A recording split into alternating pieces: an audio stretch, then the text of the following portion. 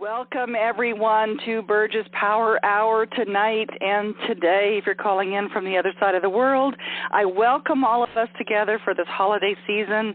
And today, we're going to be talking about and discussing and exploring and discovering all of our triggers. Yay! Kill them or eat them, our families. What do we want to do at Christmas and holidays and Hanukkah and whatever you celebrate and whatever happens when you come together as friends or family. Oftentimes we have a lot of triggers.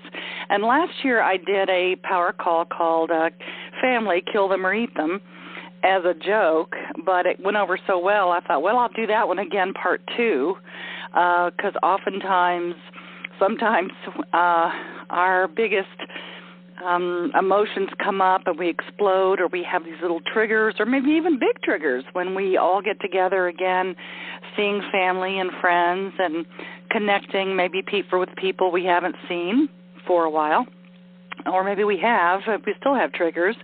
So tonight's going to be chocked full of all kinds of cool stuff that we're going to go over, and I'm going to go ahead and right now I've got the mute off so everyone can talk and speak anytime that you want. You can ask questions.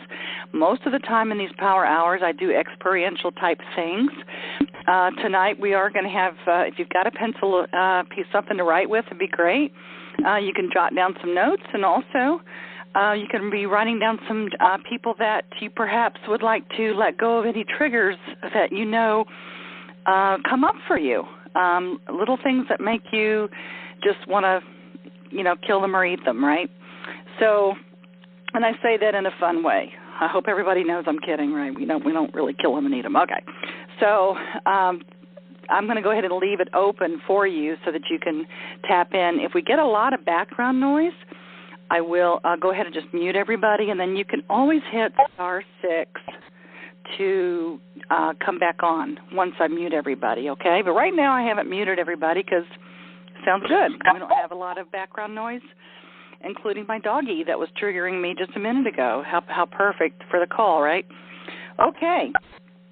So, goodness, this is going to be all over the map tonight. I don't know about you, but during these holidays, so many emotions come up for people.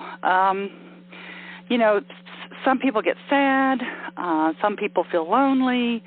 Some people get overwhelmed because there's just all this rustle and bustle and things to do. You have your normal lives that you run, and then you have these extra things that happen called holidays that seemingly gets to be joyous at times and maybe overwhelming at times, and maybe any other emotions that you might be feeling around the holidays, and missing people and wanting to just not work and want to just play, and maybe some of you maybe you just want to keep working and not just want to just let it go and not get involved with people this year and just kind of like hang out with yourself. So I've heard so many stories and have experienced so many things through all over the world where I teach with different people, thousands of people that have been coming through these Essence of Being classes and programs about emotions, and specifically around their families and around not just family but people that are very close to them, because as we know, or maybe you don't, we have these subconscious belief systems.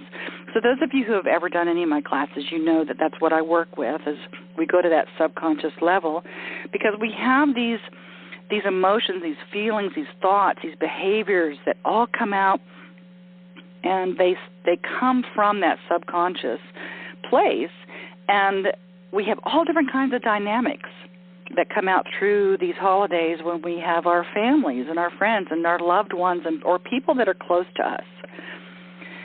We can allow those people to affect us. And so we have all kinds of dynamics in play here. And usually it all comes from our family of origin. So we all have different kinds of families. We have our business family, our health family, our chosen family, our family of origin, which are the ones that we were born into. And if we still are with those people, that's great. For some people, they still are with us even when they pass through the veil. But these same feelings and thoughts and behaviors and subconscious thoughts can really keep running us from that place from long ago. And oftentimes with a family of origin, there can be some communication challenges, and people have different ways of communicating, and we have these learned behaviors about what is a healthy relationship. What does it look like? What does it feel like? How do you communicate to people when you are upset? Or do you run and hide? What are the behaviors that we've learned from our lives we've had with our family? And all those old behaviors can come up again through these holidays because it brings up so much love. Meaning that when you have a family, and when you think of family, and when you think of being with people that you have loved before, or that wanted to love, or wanted more love from, or whatever it is that you want to say about the family, it brings up all this stuff that's unlike love for the purpose of healing. So that's the part that people forget about, that, when there's a lot of love present, that's why people can push your buttons. That's why the people that you love the most and that you're the closest to can really push your buttons and trigger you. And the reason is because when love is present, everything unlike love comes up for the purpose of healing it. And where we sometimes get mixed up is the healing part. So we forget that, that's right, these things that are coming up around the holidays, or these things coming up around my family and my friends that I love or have loved, it's triggering me so I can heal it, so I can look at things that is coming up for me to heal things inside of me. Why is it triggering me? And so instead of reacting, some of the techniques I'm going to give you and some of the things I'm going to share with you is how you can respond, because we all know how to react. We all have these old behaviors. We get very reactive. We either act like 2-year-olds, or we start defending ourselves, or we feel maybe we're not good enough, or we're afraid to tell our truth because we're going to get in trouble, or we don't want to hurt people's feelings. Or we go back to that codependent place where we enable everybody in our family. Or we do, we either say, do what I say, not what I do, or we hear that, do what I say, not what I do. It can go both ways. Or maybe we feel ashamed.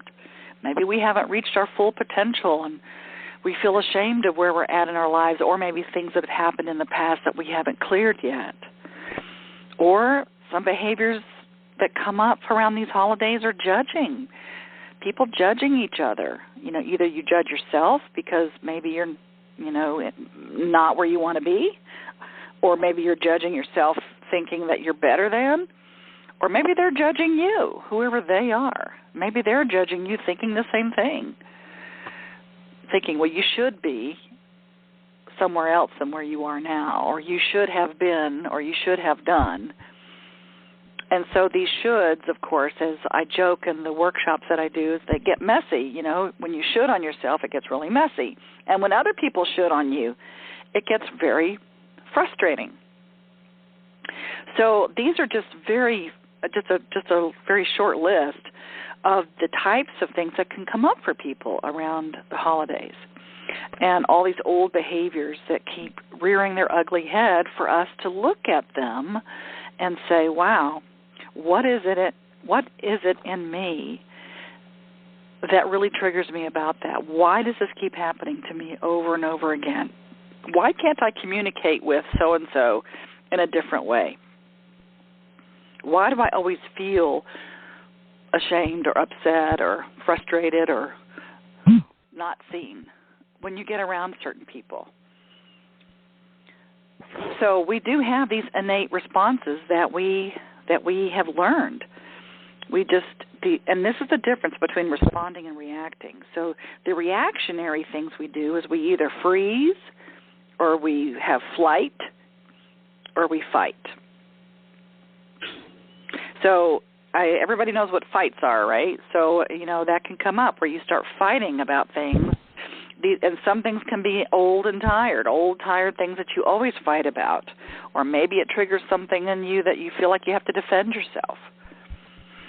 Other times when you communicate with family, especially around these days with here in the U.S., when we had these elections, there might be some election talk come up. Excuse me, around this holiday. Or you might have things come up where you've always disagreed with each other, and so some of you may freeze, and that's a reaction. You freeze and not say anything. You don't tell your truth. You don't stand out. You don't say anything. You just go and hide, or you just ignore it.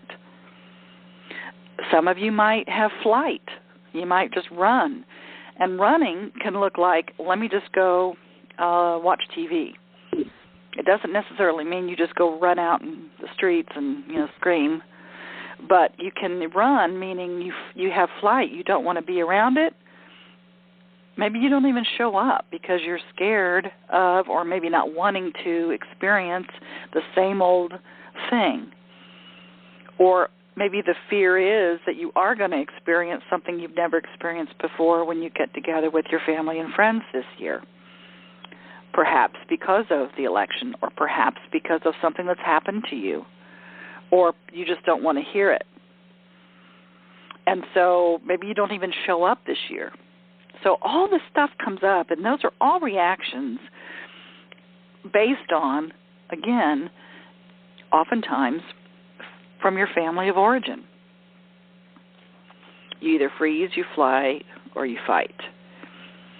And many times it's because we are not being present with our family and our friends. We're living in the past. As soon as we open that door, our past shows up. There it is, right there in front of us to look at it. So we get our buttons pushed. We get triggered. We get hurt. Or maybe we hurt other people. Maybe we don't mean to. But again, remember, it's the people that are closest to us. They know us well enough to where it can really hurt. And that's where the trigger comes up. So what do you do with all of that? Well, first of all, please understand that oftentimes all of these triggers are just projections. So a projection is oftentimes we think a certain thing, and we're projecting that feeling or that thought onto somebody else. And they are doing the same thing to us. So here we are trying to have a conversation, trying to be together, and everybody has their own little projections that they're putting onto each other. And these projections can look like judgments. They can look like feelings of not being good enough. They can be projections of, I'm better than you. They can be projections of, I'm doing everything wrong. So let me put you down so I feel better about myself. Okay, so projections can look a lot of different ways, but just understand that oftentimes when we're standing in front of a person in a family environment, we have all of these projections going on, and we're not really with the real person. We've projected all this stuff that we are feeling onto that other person, which brings up that whole concept of mirroring, that we are all mirrors for each other. The thing that really, really frustrates you the most about somebody in your family, okay, it's really a fabulous opportunity for you to look at what is it in me. What's in me that's really frustrating me about this person and this family member or this friend? Is there something that's coming up for me to look at about me or not? But all upsets are opportunities to know the truth about you. So you can look at your family members and observe, or your family and friends and observe. Observe, is this really something coming up for me to look at about me that I don't like about me, or that I'm frustrated about me? Are they being my mirror in this or not? And oftentimes, just the simple fact of asking that to yourself, if you find yourself in reaction and you stop for a minute and say, wow, that was uncalled for, and am I projecting something? Are they mirroring something for me to look at within me?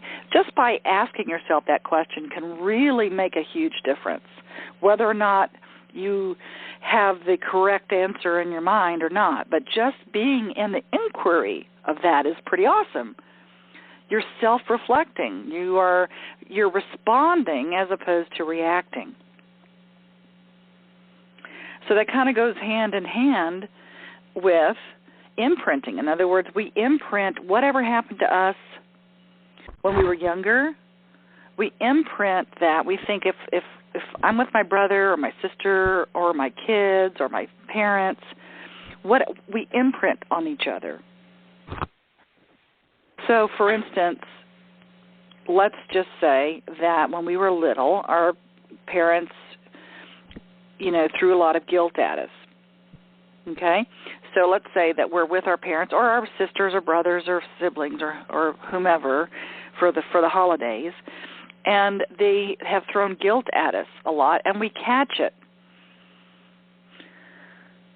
So they would say something like, that's okay, I'll go in the corner and sit in the dark, it's all right, you go ahead and have a good time without me, it's all right. I'm just sitting here, I'll just work all day and you go have fun.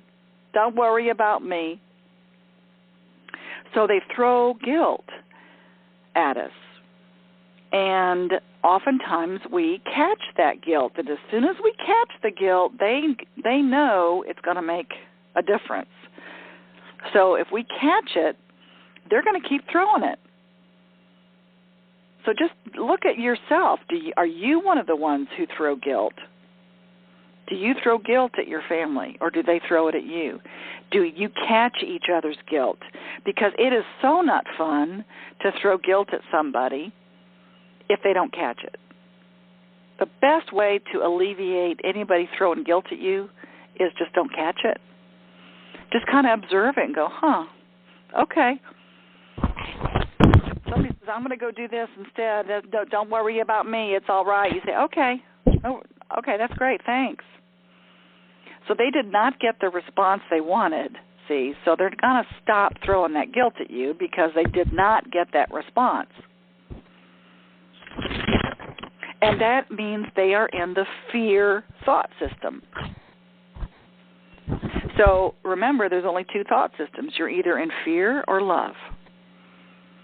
Fear or love. And the fear thought system is a lot of guilt catchers and a lot of guilt throwers and shame catchers. If you feel ashamed, that's in the fear thought system, not the love thought system. And the way to shift out of that, especially in family situations, is just notice it and observe it and go, yeah, I'm not going to catch that one. That's not mine. I'm not going to feel ashamed about who I am, or I'm not going to feel guilty about having a good time. And observe without invalidating yourself. Remember what I say about mastery. Those of you who have taken my mastery courses, or anybody who's ever taken any of the workshops, what I say all the time is mastery is making corrections without invalidating yourself. So you can make corrections and improve on things in your life, but you don't have to invalidate on the way. You don't have to beat yourself up while you're doing it. Don't allow that guilt or that shame to be thrown into your emotional space. Just don't do it. The minute you allow that into your emotional body, into your emotional space, and you take it in and you absorb it and you say, oh, that was me, it's going to hurt. And it's going to continue. So you have a choice. You have a choice to respond without being attacked.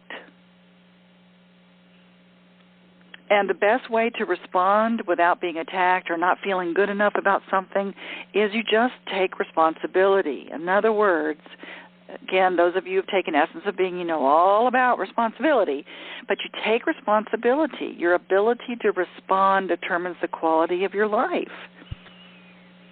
Now, don't let this word trip anybody up. I'm not saying you have to be responsible for your family. I'm not saying you have to be responsible for anybody else's feelings except your own. Take ownership and responsibility of who you are and your own thoughts, your own beliefs, and your own actions. You are not responsible for your family's feelings, and they're not responsible for yours.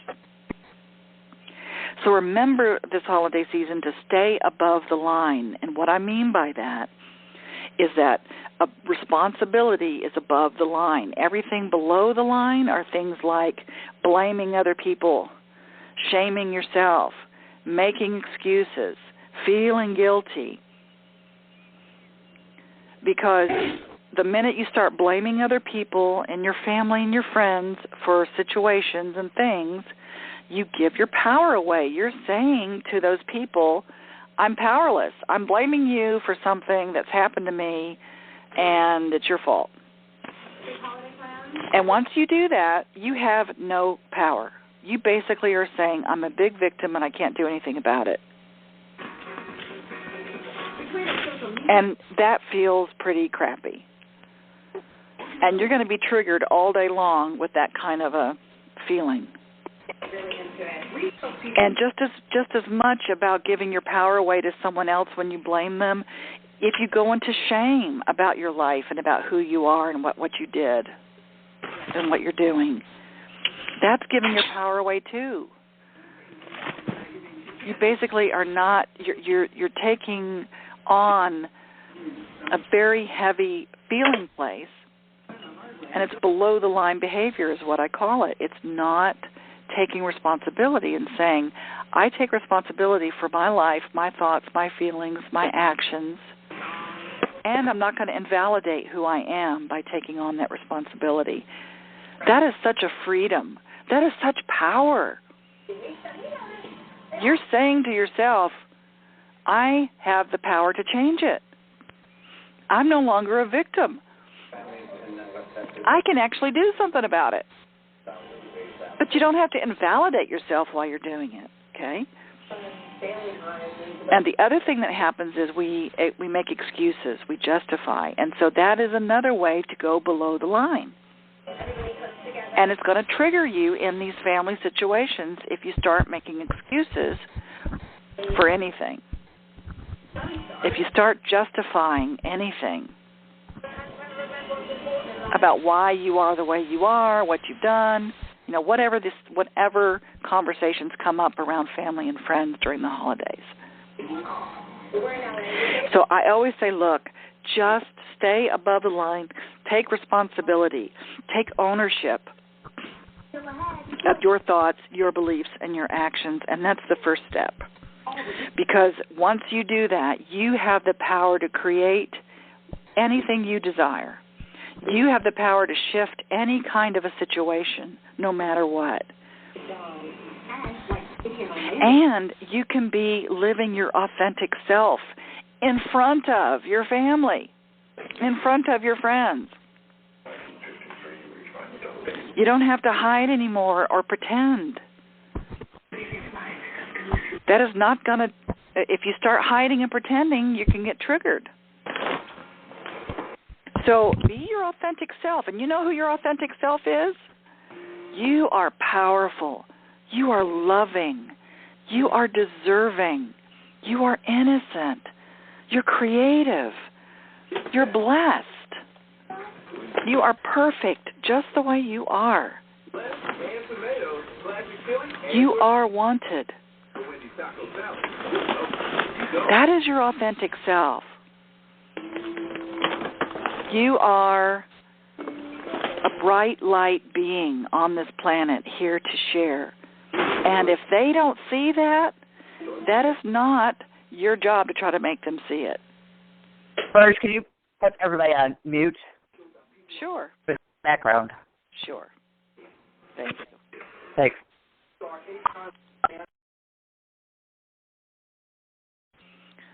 So if you want to speak, just hit *6, everyone. Okay? Then I can hear you. Okay?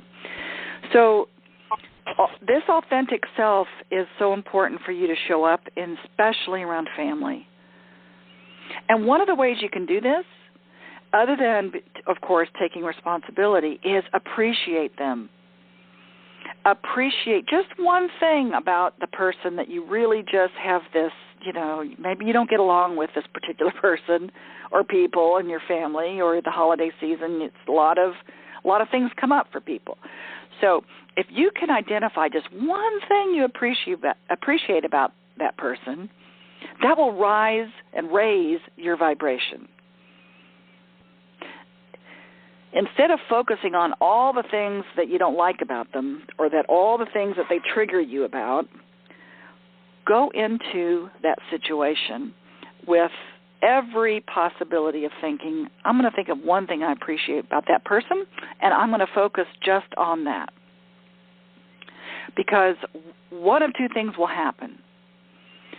Either they will rise to the occasion, they will rise to your level of appreciation, and they will vibrate there along with you, or that appreciation will pass through them and it will go to someone else, and it will basically ding them, if you will. In order for you to give appreciation, there has to be a receiver somewhere. So what you can do is you can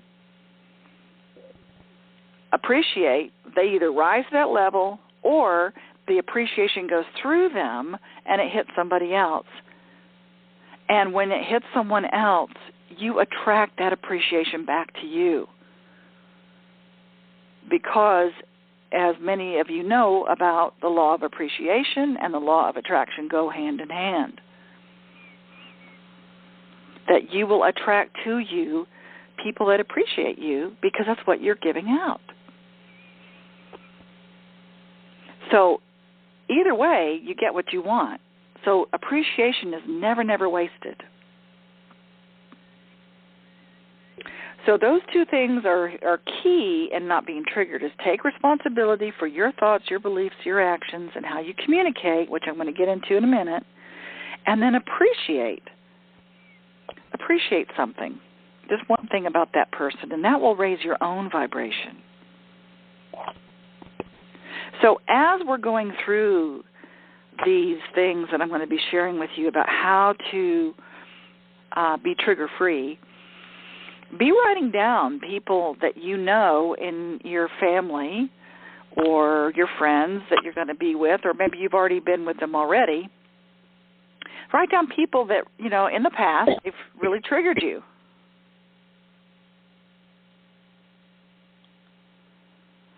So, in other words, all they have to do is look at you. So now I have somebody that's not muted. So please hit *6 if you're in the background. I hear background noise.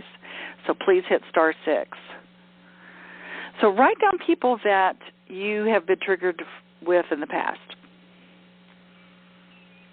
Your mom, your dad, your brother, your sister, your children, your aunt, your uncle, your friend, your husband, your wife, your grandparents, your children's spouses, your grandkids, anybody. And maybe they've just gotten on your nerves for some reason. So just as we're going through these, just look at them and see how these things I'm going to bring up for you to shift, how you can identify with each of these people. So one of the best ways is, like I said, when you go into your family dinner or you go into your family experience, one of the things you can do is put a mirror up around yourself. And what I mean by that is you just imagine, it takes you just 2 seconds or 3 seconds. You imagine a mirror all around you. It's an energetic mirror, and that mirror is facing out. And that mirror faces out and you're inside of the mirror. So this energetic mirror is pretty fascinating. Try this next time you get together with your family, okay? What happens is it's facing out. So if anything comes at you that they're projecting onto you or they say to you or anything that happens, it bounces off of you and it goes somewhere else. It just bounces off of you because you have a mirror. It reflects off of you. You don't take it in. You don't take it into your energy or your emotional space or your mind or your heart. You just let it bounce off of you. And it takes just a few seconds. Just remember, before I walk into that door, I'm going to put my mirror up. Another thing you can do is just breathe. What I mean is you breathe 10 deep breaths before you walk in or before you have a conversation with someone, or even while you're having a conversation, you just breathe. It is a very powerful, natural way to dissipate any kind of triggers that you physically and energetically and emotionally can be having. So you would breathe in through your nose and breathe out through your mouth. Now, you could do it so it doesn't sound like you're sighing, so you won't be triggering them thinking that you're sighing by what they're saying, okay? But breathing and walking away is just really, really powerful to not get triggered. Another way to do this is to always, when you're having a conversation with your family, one of the best ways is to tell your truth with compassion. And one of the best ways to do that is say, for me, the truth is whatever it is. They cannot argue that. If you use that term and use those words, for me, the truth is, or the truth for me is, now they may disagree with what you have to say and may not like it, but they cannot say that is not your truth. They cannot fight you or argue about that. And what that does is it sets you up for you to use I words. I feel, I know, I think. Because the minute you start saying, well, you made me feel that way, then that's going to trigger them and you're going to get triggered and it's going to continue. It goes down a bumpy road. So if you use a lot of I words, I feel, I know, I think, I am, that's really helpful. And also to say, for me, the truth is. And ask yourself, before you open your mouth to say something, ask, will this serve this person to say it?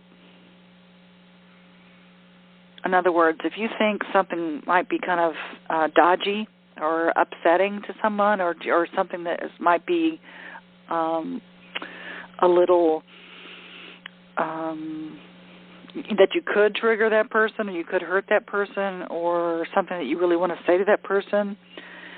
So ask yourself first, will this serve to say it? Yes or no? And if the answer is yes, then okay. The next question is who? Who is it going to serve? Is it going to serve me or is it going to serve them or both? And then the next question is how? How is that going to serve? So this is an example of how that can go. Let's say that you're going to talk to your uncle about something that had really, maybe they voted a different way than you wanted, and you really want to get into, getting into why they did it wrong, okay? Because you have such you're really convinced that the way you did it was the right way. So will this serve to say it? In your mind, the answer is yes. Who's it going to serve? Me. How? It's going to make me right when I feel deep down inside that I'm always showing up wrong to my uncle. Now that's getting very real, okay? That's going through the denial that a lot of us get into. We get into denial about, it's going to serve it because I'm going to tell them like it is. I'm right and they're wrong. But what really can happen is what we could be really doing is we're trying to make ourselves right when we have always felt wrong deep down. And we're trying to prove ourselves to our family. We want to justify and prove that we're right. Now, you can say the truth for me is this is the way I feel. And that's telling the truth with compassion. Basically, you have ownership of what you feel. You have empathy for yourself and for others. And you're not trying to make the other person wrong in order for you to feel right, which means you are respecting your decision and their decision. You are offering respect to yourself and to them. And I always say, look, I'm not going to have any conversation unless it's the highest good for all concerned. Is this the highest good for all concerned? Is this really the highest good for all concerned? And if the answer is yes, then have the kind of conversation with someone with empathy, with respect, and with ownership. And that's telling your truth with compassion. Use the words, for me the truth is, I feel. Because, again, in the workshops I always say, would you rather be right or happy? Now, some of you might say, I'd like to be right. Well, especially in a family situation, you might be finding yourself always having to prove yourself one way or another. So what would happen if you just let go of being right and just be happy? And another thing that is really important in this whole philosophy, if you will, telling your truth with compassion, is being present. Being present with your family, actively listening to what they have to say. And don't bring your past into the whole conversation. And I'll give you an example. When I was little, my parents and my family, my whole family actually, not just my parents, my extended family and everyone, they always made fun of me. And so in my mind, I thought that if they made fun of me, that meant that they loved me. And so if they did not make fun of me, then that meant they didn't love me. So this was the past that I grew up with, and I would bring that past feeling into my adult life when I would talk to my family, and we would continue the same type of behavior. They would make fun of me, and I would feel loved. But after a while, it got pretty old about people making fun of me.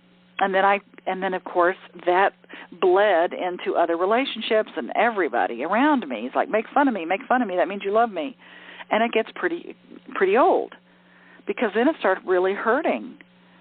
And I didn't understand why I was so self-deprecating and so why I was yearning for that. Make fun of me. Oh, that means you love me. I can joke around now. But some things were very hurtful, and it really wounded me. And I wouldn't let anybody know that I was wounded or I was hurt because I wanted them to love me. So I would bring that whole conversation and that whole feeling place into every relationship, every gathering, anytime that I would get together with friends or family. So once I was aware of that, I went, oh, that's not being very present. I'm not going to do that right now. I'm not going to do that. If they make fun of me, that does not mean that they love me anymore because I love me. I'm not looking to them to validate who I am and that I'm loved. I'm not going to look to them to validate who I am because I could be disappointed. And oftentimes we do. We go back to our family with all that past stuff in tow. And so being present with who you are now and owning who you are and not looking for validation and not bringing all of those past behaviors that used to work, we thought, and it doesn't work anymore. And so one of the ways to do that, of course, is you have to get clear and really do some self-examination and self-reflection. Of course, that's what we do in our Essence of Being and all of our other programs, is really helps you get in touch with that, like what is going on in that subconscious mind there. Another thing that you can do is actively listen. So here's the thing. I hope you're writing down, people, just as you're going through, as I'm going through all of this, and you're going to get a replay of all of it. You're going to get an email, so everybody who registered will get a replay. And you can kind of go through these things with these people you wrote down. Where can I apply the mirror or the breathing or understanding the projection part or telling my truth with compassion or saying, hey, will this serve me to say this or not? Am I really thinking of the highest good for all concerned? Am I responding or am I reacting? Would I rather be right or happy? Am I being present? Am I going back to my old patterns of flight, fight, freeze? Okay, so this is a really, it'll really be good for you to go through each of the people that you're writing down about this to see, okay. But actively listening is one of my biggest things for you to understand and respect and have empathy for your family and yourself. And what I mean by actively listening, of course, is being present. Stop comparing. Stop comparing yourself. Comparing with everybody else in your family. Because comparing makes it hard to listen because you're always trying to assess who is smarter, who's more competent, who's more emotionally healthy, who's a bigger victim here, who's suffered more. Let me tell you about my aches and pains, you know. I've had it harder. They don't know what hard is. My kids are smarter. So you try to measure up, okay? So measuring up with everybody in your family, that will block you from being present and listening to them. Another way blocks of listening is mind reading. You don't pay attention to what people say. You even, if you're a mind reader, you even probably mistrust or distrust what they're saying. You could be finding yourself sitting there, somebody's telling you something, and you're thinking, no, they don't really think that. You pay less attention to the words than other little cues that they give you. You're trying to seek out where they're lying. Or maybe you can read their mind while they're not saying their truth. And you can make assumptions. So you could be, if you're a mind reader, you could be making assumptions about them, and you could also be making assumptions about what they think about you. They think I'm stupid. They think I'm fat, whatever. So that is also a block to being present because you're in the middle of mind reading what they're really saying or what you're thinking to yourself. You also, another block is rehearsing. And rehearsing is one of my favorite ones I talk about in the workshops because especially around family, oh my goodness, you know exactly what you're going to say when you get together. You've prepared it.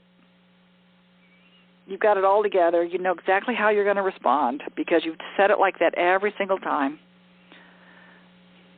And I know how to get that person off my back, so I'm going to say this. So rehearsing, again, can block you from what they're really saying. You've already got it rehearsed in your mind, so you don't even really listen. You also could filter. Filtering things is another way of rehearsing. You're filtering. You only listen to certain things. You only pay enough attention just to see if somebody's angry or unhappy, or if you're in some kind of emotional danger. And then once you figure out that that's not the case, then you just move on and you don't listen. Or you avoid just hearing certain things. So a lot of times we block out our listening by filtering out what we want to hear. And one of the biggest things that we do that keeps us from being present, especially around our family and being triggered, is judging. So a basic rule of listening is that judgments should only be made after you've heard and evaluated the content of the message. Don't prejudge anybody. Well, they don't know what they're talking about. So we start judging them, and they judge us. And judging someone can really limit you from experiencing their authentic self. It can also limit you from experiencing your authentic self if you start judging yourself or judging others. And that's huge in families. So I'm telling you all of these things about being present and how to, the blocks that we might be having to listening, okay, so that you can uncover them while it's happening.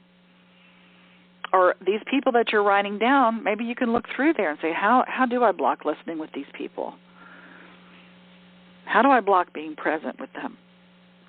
A lot of us dream, we daydream, we check out.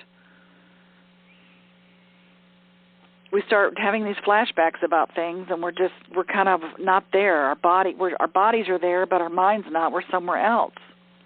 We're thinking about, did I shut the toaster off? And you're more prone to dreaming or checking out when you feel bored or anxious. So just kind of check in with yourself and say, how am I feeling? And what about identifying? That's another thing that a lot of us do. We start identifying. We identify what they say. Oh, yeah, that happened to me too. Let me tell you about my story. Oh, no, yours is not. No, let me tell you about mine. We identify with what someone's trying to share with us, and we don't let them really share. We just kind of go into our own story about how that was just like us. And we also, especially in families, advise. We love to advise each other, don't we? If you're a great problem solver, all you have to hear is, I had a problem one day, and before they even get it out, you've already got a suggestion about what to do about it. So you missed all the feeling part. You missed all the things that were really going on for them, and you didn't acknowledge that the person had some kind of pain or acknowledge the person's feelings before you started advising them. They didn't ask for your advice. But we do that with friends, family. We go in there and just start advising people. So that can block our absolute listening to what they have to say and being present. In my family, I don't know about your family, but in my family around holiday times, when we're all together, we do a lot of sparring. What that means is we argue and debate. The other person never feels heard because you're so quick to disagree no matter what. So if you're really quick to disagree and you just want to spar and have a little debate, it can get out of hand if you allow it. That's when you let go of your empathy and respect. Then it goes into self-protecting yourself and being a victim about why they're saying you're wrong. And remember to use I feel, I think, express our feelings in a non-blaming way, okay? And always look for needs behind someone sharing something with you. They have something, they have an emotion behind what they're saying. So just be open to the fact that they may be wanting you to hear them for a reason around the emotion behind it, not what they're actually saying. And let me tell you what I mean by that. 7% of communication are words. 38% is tone. And 55% is body language. So if you've got your sister standing there and holding her arms crossed over her chest, and she's, yeah, I really trust you. I mean, the body language is saying, no, she doesn't. The tone is definitely saying she doesn't. Okay? And what she's really saying, I want you to trust me. So that's the emotion behind that, is she's upset because maybe she feels like you don't trust her. So that takes some practice, I will say. It's a practice, and something that I teach people in our teacher training, how to hear people, how to go behind the emotion and not just listen to the words that they say. But oftentimes when you are sparring and arguing and debating with people, you're losing all of that empathy and respect. Another way that they spar is they put you down.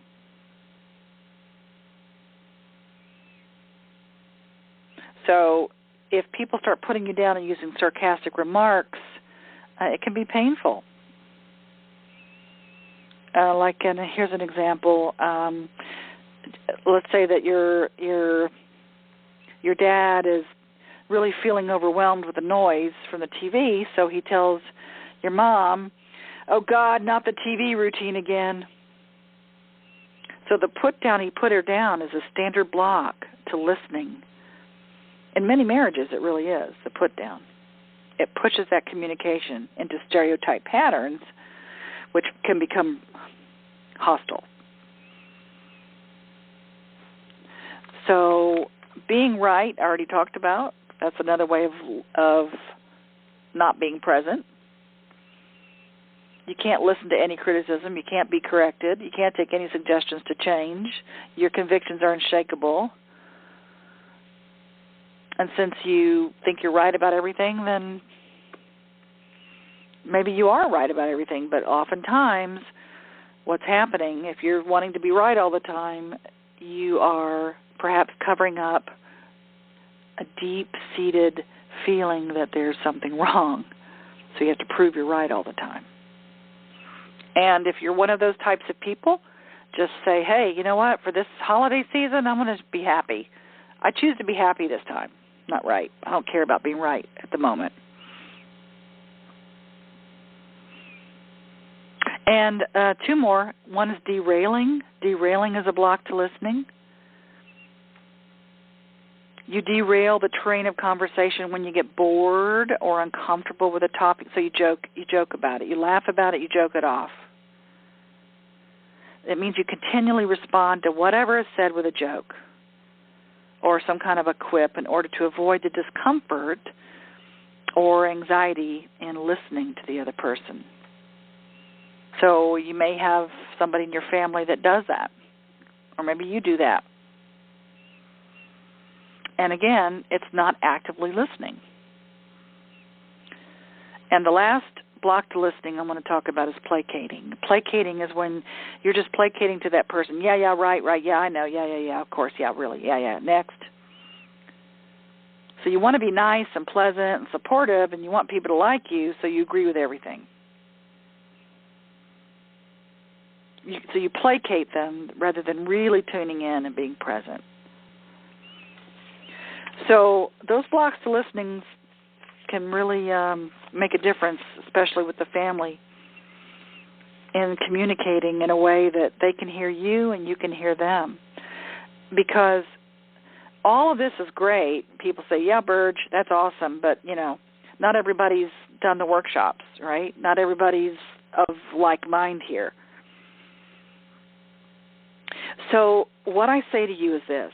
I have something that I really want to encourage you to do this holiday season, and really as often as possible, is be the demonstration.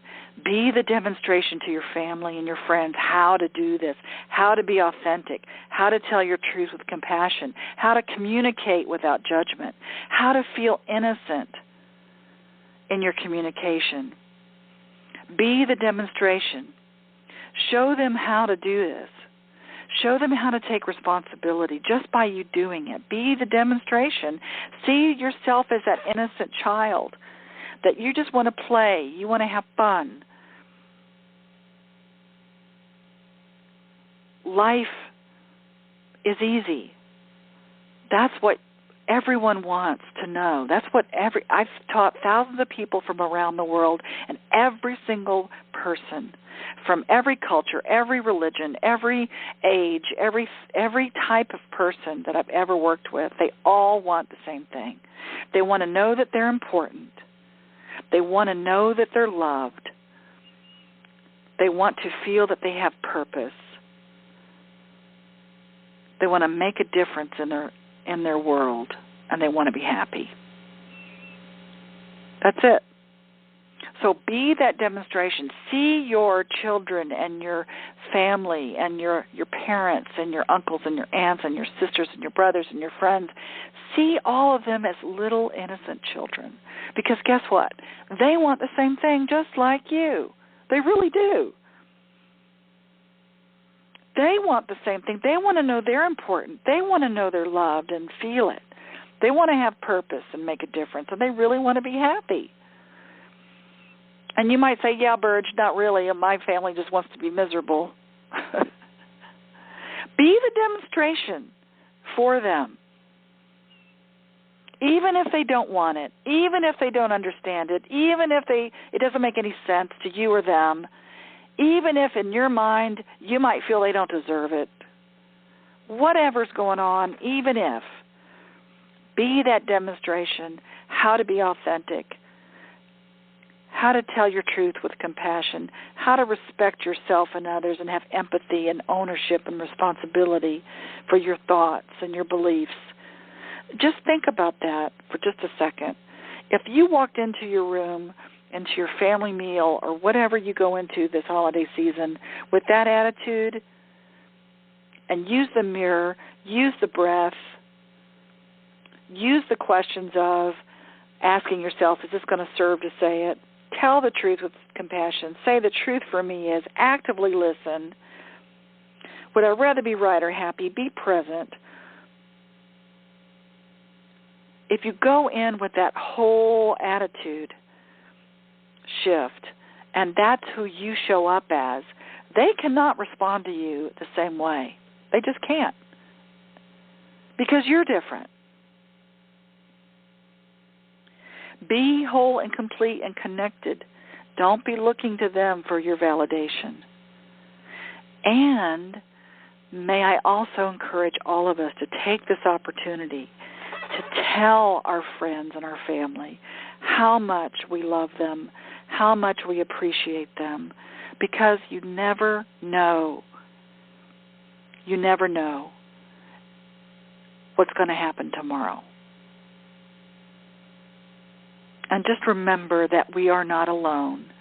And if there have been a lot of things that happen during the holidays, and so I want to remind us all that we're not alone. We don't have to do this by ourselves. We have the right to feel what we want to feel. But we can help each other and support each other. If you don't like the word help, just say support. We can support each other in being our authentic self and demonstrate to our family and into the world what a trigger-free life can be. So I hope that this helps, and I really have had a blast this year in 2016, and next year, oh my goodness, I still will be continuing these power calls. I'm loving it, and the power call, remember, is always going to be the third Wednesday of every month, and next one is January 18th, and we're going to be playing with intentional visions for 2017.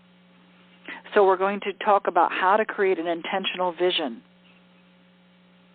and how to manifest that.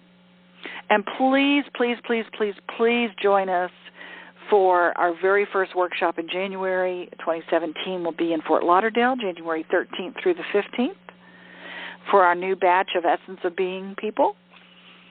And we love to have you join us there. And in Atlanta will be February 17th through the 19th. Would love to have you there. And in March, we were planning on going to India, but because of what's happened in India lately with the demonetization, we're going to postpone that for a little bit later in the year. So we are still going to India, but we're having to kind of refigure some things based on the currency that's going on over there. So we are going to be doing our Higher Vibes class March 24th through the 26th. And our Higher Vibes class I haven't done in Atlanta in a while, but it will be in Atlanta. And you can go on our website, essenceofbeing.com, and check it out so you know what it is. And also, my new site, BurgeSmithLyons.com, is also alive. And if you want to continue to get texts, if that's easier for everyone, all you have to do is text 96000. 96000, 3 zeros, 96,000. Put that in your phone as the number, and then on the message you type Burge, BURGE, and that will get you on our text list so you can be reminded of these power calls and be reminded of the events coming up around the country and around the world for you to play with us and to connect with us. So I'm going to take us off mute.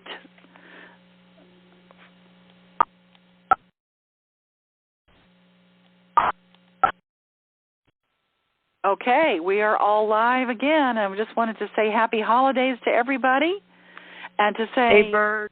Yes. Happy holidays. Can I say something quickly? Sure. I don't know who's on the line, but anyone who wants to start off the year with a bang, Essence of Being, or as we affectionately call it, is EOB.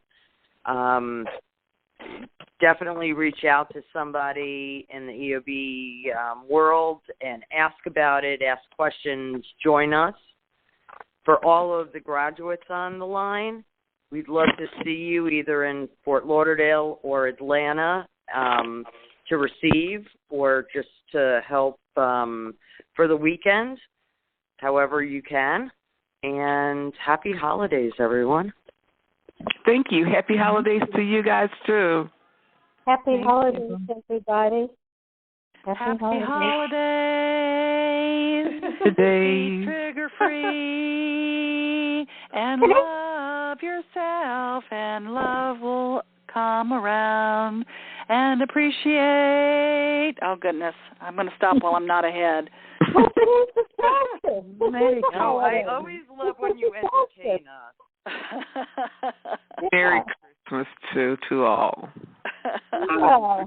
Happy solstice. Happy holiday. And by the way, everybody's invited to my New Year's Eve. I forgot to mention that. New Year's Eve, we are doing our New Year's Eve party. We have people come from all around the country and sometimes around the world to our New Year's Eve party. Yay. So if you're interested, please come. We have a huge big bang here. It's pretty awesome. So you're all invited. And if you are interested and you haven't gotten the invite or the Facebook event or any of that stuff, if you haven't seen any of that, then just email me, Burge, at essenceofbeing.com, and I will be happy to give you what you need to get here. I'll be there in spirit. Yeah. For the Fort Lauderdale people, the Florida people, how about we do another thing at the jazz thing the way we did last month? It'll be January. We're not doing January. We're It's the not doing weekend. January. We're doing February. Yes. It's the same Doing weekend what as February, EOB. please? Excuse me? I'm sorry, we're doing what in February? In South Florida, we're meeting at Jazz Fest. We're not doing January. It's the same weekend as EOB. So So we're going to be at EOB, not at Jazz Fest. January 8th February. is EOB? Yeah. January 13 and 14. Well, No, it's January 8th. Okay, January 13th through the 15th the same weekend is is Level Up. So okay. if you want to spearhead it, Audrey, go for it. Trish and I will be at Level Up. But I Me put too. January 8th is Level Up? Yeah. 456 is Level Up. 11